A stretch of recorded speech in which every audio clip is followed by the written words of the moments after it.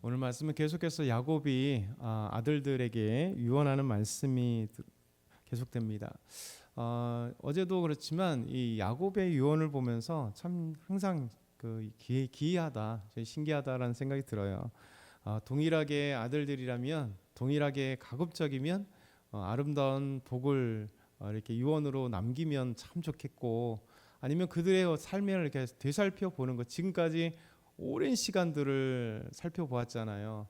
적어도 뭐 한 100년 가까운 시간 동안 이렇게 오랜 시간 동안 자녀들을 한번 보면서, 뭐 어떻게 보면 긴 시간 동안 이 자녀들을 보면, 또 자녀와 함께 했으면 자녀들의 모든 어떤 습관이라든가 말이라든가 그의 삶을 다 알면, 우리 아마 저와 여러분은 마지막에 저희가 임종을 앞두고 유언한다면 되게 좋은 복을 이렇게 축복할 것 같아요.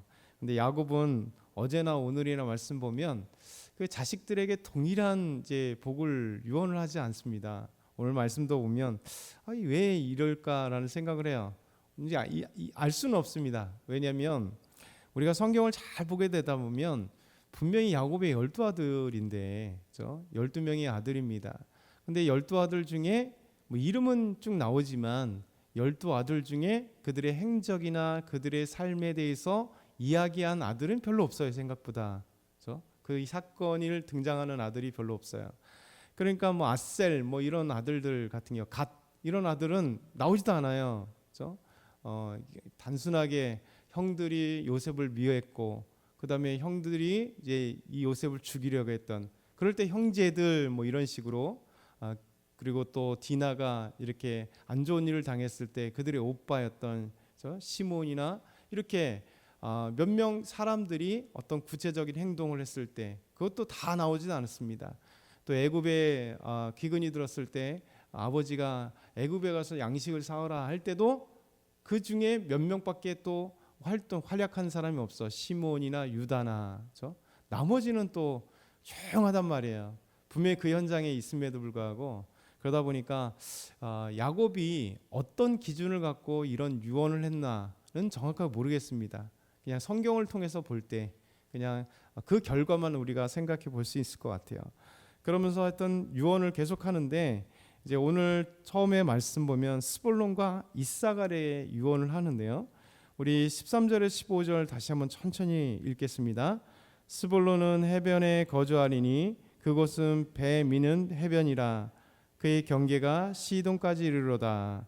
이사갈은 양의 우리 사이에 꿇어앉은 건장한 나귀로다. 그는 쉴 곳을 보고 좋게 여기며 토지를 보고 아름답게 여기고 어깨를 내려 짐을 메고 앞제 아래에서 섬기리로다. 아멘. 스불론은 해변에 거주한다, 그렇게 얘기합니다. 그곳은 배 미는 해변이라. 그의 경계가 시돈까지 이르로다. 근데 이제 이게 분명히 예언적 유언이라고 그랬잖아요. 미래에 있어질 일들에 대한 어떤 예언적. 근데 정확하게 또 완전 또 예언적 같이 뭐 100%또 맞지는 않아요. 왜냐하면 스불론이 사는 곳은 나중에 출애굽하고 나서 12지파에게 나눠주는 땅, 그리고 여호수아와 함께 이스라엘 백성들이 이제 그 가나안 땅을 정복하고 나서 분배받은 땅을 보게 되면 스불론은 이제 이렇게 지중해 안쪽으로 들어와서, 그리고 갈릴리도 포함되지 않는 땅, 그렇게 나사렛 그 위에를 중심으로 이렇게 스불론 조그마한 땅을 봤거든요. 그러면 해변도 바로 해변 땅도 아니고, 그러니까 지중해도 해변 아니고 갈릴리 바다도 해변 아닌 그 사이에 있는 땅. 그래서 그럼에도 불구하고 해변에 거주하면서 그곳은 배 미는 해변이라. 그 경계가 시돈까지다, 이렇게 이야기를 하고 있습니다. 어찌됐든 간에 나중에 스불론이 이 후손 스불론 지파는 내륙의 땅을 받기 때문에 이 말씀과는 또 상관이 없는 또 말씀의 유언을 하고 있어요. 근데 이사갈은 좀 보면 좋은 말씀 같아요. 그런데 나중에 또 이 야곱이 신기한 유언을 합니다. 양의 우리 사이에 꿇어앉은 건장한 나귀에다. 참 얼마나 멋있어요. 이게 양들이 쭉 있는데 그 양들 사이에 얼마나 풍요로워요. 양들이 많고 그 안에 이제 잠깐 앉아 있는 쉬고 있는 낙인데 건장한 낙이다. 그럼 이사갈이 참 풍요로운 느낌이 들잖아요. 양들도 많고 그 앞에 이사갈은 이 건장한 나귀처럼, 나귀가 건장하면 일도 많이 하고 얼마나 쓸모 있겠어요. 되게 많은 축복 같은데 그 뒤에 보면 축복이 이어지다 갑자기 축복이 아닌 말씀이 유언을 합니다. 그는 쉴 곳을 보고 좋게 여기며 토지를 보고 아름답게 여기며. 진짜 얼마나 멋있어요. 앞에는 하여튼 양들이 있고 건장한 낙이고 막 쉴 곳이 있어요. 풍요롭게 쉬고 또 토지도 그가 물려받는 토지는 좋다 이렇게 얘기를 해요. 여기까지는 좋았어요. 그 다음에 보면 어깨를 내려 짐을 메고, 앞에는 좋았다 갑자기 어깨에 메고 짐을 메고 힘들어하는 모습, 그 다음이 더 걸작입니다. 압제 아래서 섬기리로다. 그렇죠? 앞에는 좋은 얘기를 하다가 갑자기 야곱이 이사갈에게 너는 압제를 당할 거야 이런 거예요. 다른 사람들에 의해서 힘들게 네가 압제를 당할 거야. 힘들게 이렇게 압제를 당한다. 참 야곱의 이 유언이 하여튼 뭐 이해를 할 수 없는 유언입니다. 그러면서 이제 야곱은 단에게 또 유언을 하죠. 16절에서 17절 보면 단은 이스라엘의 한 지파같이 그의 백성을 심판하리로다. 예, 단이라는 이름 자체가요 심판자라는 뜻을 갖고 있습니다. 심판자, 그 이름 자체가 심판자예요. 심판자 이런 뜻을 갖고 있기 때문에 단에게는 그 이름대로 야곱이 유언을 해요. 그렇죠? 그래서 너는 심판자가 될 거야. 그리고 한 지파같이 될 거야. 이렇게 얘기합니다. 그러면서 단은 어떤 인생의 어떤 모습이냐면 길섭의 뱀이요 새끼의 독사로다. 말급을 물어서 그 탄 자를 뒤에서 떨어지게 하는 자로다. 그러니까 단은 직접적으로 나가서 막 대적과 싸우는, 침략자들과 싸우는 이게 아니라 참 멋있게 표현하잖아요. 길섭의 뱀, 새끼의 독사. 여러분 이제 제일 싫어하는 게 뱀이잖아요. 뱀이 되게 싫어. 근데 이제 뱀의 특징은 뭐냐면 풀숲이라든가 이렇게 조용히 그냥 눈여겨 보지 않으면 뱀은 안 보여요. 그러니까 순식간에 잘못하면 뱀에 물릴까 이게 두렵잖아요. 산을 가든 뭐 이렇게 풀숲을 가든 그냥 잘 안 가려고 하는 이유는 혹시 뱀이 있을까봐. 뱀의 눈은 보이지 않는다. 그러니까 야곱은 단에 대해서 이렇게 얘기합니다. 단은 너는 길섭의 뱀이야. 눈에 안 보여. 그리고 새끼의 독사야. 그런데 말을 이렇게 타고 가는 사람에게 말굽에 몰래 풀숲에 있다 길가에 있다가 갑자기 말을 물어서 말이 놀래서 위에 말 탔던 사람이 떨어지게 하는 자로다 이렇게 이야기를 합니다. 그렇죠? 이게 단에 대한 말씀이에요. 참 이해되지 않는 말씀이죠. 그러면서 야곱이 갑자기 18절에 유언을 마치다가 갑자기 하나님에 대한 축복기도 또 찬양을 해요. 우리 한번 18절 말씀 한번 같이 읽겠습니다. 시작. 여호와여 나는 주의 구원을 기다리나이다. 참 특별합니다. 그렇죠? 아들들에게 쭉 유언하다 갑자기 나는 여호와는 나의 구원을 기다리나이다. 이렇게 얘기합니다. 여호와여 나는 주의 구원을 기다립니다. 이렇게 갑자기 얘기를 합니다. 야곱의 고백이 또 아름다운 이유는 이런 중간중간에 이해할 수 없는 야곱의 삶이지만 그렇죠? 계속 우리가 새벽에 이 창세기를 보면서 느끼는 것은 그래도 야곱은 하나님과 함께하는 사람의 모습을 종종 보기 때문에 그렇죠? 오늘 말씀도 그렇습니다. 여호와여 나는 주의 구원을 기다립니다. 자, 아름다운 신앙의 고백이 이 삶에 있다라는 생각이 듭니다. 그러면서 마지막으로 이제 갓과 아셀, 납달리에 대해서 유언하죠. 19절에서 21절까지 같이 말씀 보겠습니다. 갓은 군대의 추격을 받으나 도리어 그 뒤를 추격하리로다.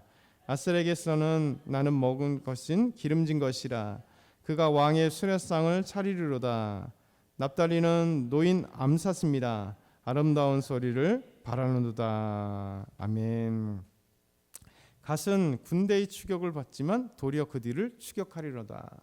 그러니까 갓에 대해서는 참 아름다운 이 말씀 딱 한 문장만 있어요. 그는 이 대적들이 쳐들어와서 그를 막 추격합니다. 그런데 역전한다는 거죠.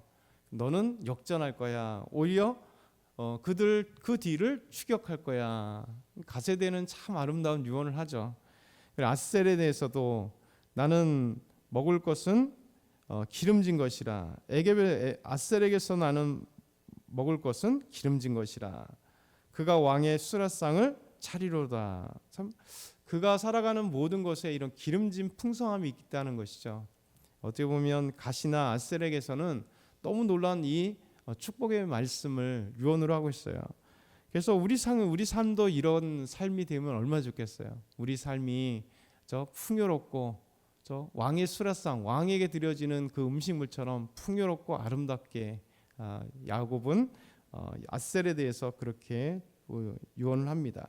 납달리는 노인 사슴이라 아름다운 소리를 바라는도다. 참 아름다운 말씀. 갑자기 앞에 이야기가 좀 약간 느낌이 다르죠.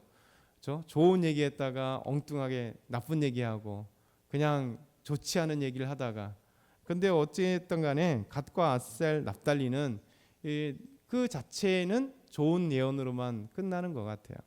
그래서 이렇게 이제 요셉, 마지막 요셉에 대해서 이제 내일 말씀인데, 오늘까지 쭉 보게 되면 야곱의 유언 자체가 다 좋은 축복으로 끝나지도 않고, 우리가 그에게 어떻게 했는지는 말씀드린 것처럼 알 수는 없지만 그냥 그 결론적으로 이 말씀을 보면 우리가 자녀들에게 참 동일하게 축복하지도 않는다, 야곱을 생각해 볼 수가 있을 것 같아요. 그럼에도 불구하고 어찌됐든 간에 우리가 이 야곱의 말씀 이렇게 유언을 했기 때문에 남겨진 것이 이것이기 때문에 우리가 야곱의 인생을 한번 되돌아보면 좋지 않을까. 그래서 끝까지 변함없는 이 야곱이다. 태어나면서부터 시작해서 그 삶을부터 시작해서 한 가지 변함없는 것은 어쨌든 야곱은 하나님과 함께하는 사람이다. 이 연약하고 부족하고 참 어떻게 보면 낯선 생각과 낯선 행동을 하고 있는데 우리가 생각하는 그럼에도 불구하고 첫 번째 생각하는 건 야곱은 끝까지 하나님을 붙들고 있다. 그 한 가지가 우리가 참 아름답게 봐야 될 것. 그러면서 이제 자녀들에게 이렇게 좋은 것으로도 또 나쁜 것으로 유언하는 야곱은 우리가 알 수 없지만 우리가 좋은 우리 반면교사 삼아서 우리는 야곱과 같이 이렇게 자녀들을 특별하게 더 사랑하는 자녀, 편애하지 않고 이렇게 우리가 유언을 해도 좋은 유언을 해야겠다, 이런 생각이 들어요. 그래서 우리 입술 속에서는 우리 사랑하는 자녀들에게 정말 기도할 때도 못되라고 기도하지 않잖아요. 그래서 항상 이제 축복하는 기도 잘 되기를 위해서 하나님 앞에 굳게 세워지기 위해서 기도를 했으면 좋겠습니다. 야곱과 같이 이런 불편한 유언이 아니라 참 아름다운 유언으로 끝냈으면 좋겠다라는 그런 어떤 반면교사 같은 그런 생각을 가지면서 오늘 말씀을 보았습니다. 오늘도 저와 여러분이 이 비오는 날 또 오후에는 좋아지겠지만 하나님의 은혜 가운데 은혜의 단비가 여러분에게 쏟아지게 소망합니다. 사랑의 하나님 아버지, 감사합니다. 오늘도 정말 하나님의 말씀 안에 거할 수 있도록 주께서 오늘도 은혜 아래 살 수 있도록 은혜의 단비를 허락하여 주시고 주님과 한 걸음 한 걸음 손붙잡고 오늘도 살아갈 수 있도록 함께하여 주옵소서. 예수 그리스도의 이름으로 기도드렸나이다. 아멘.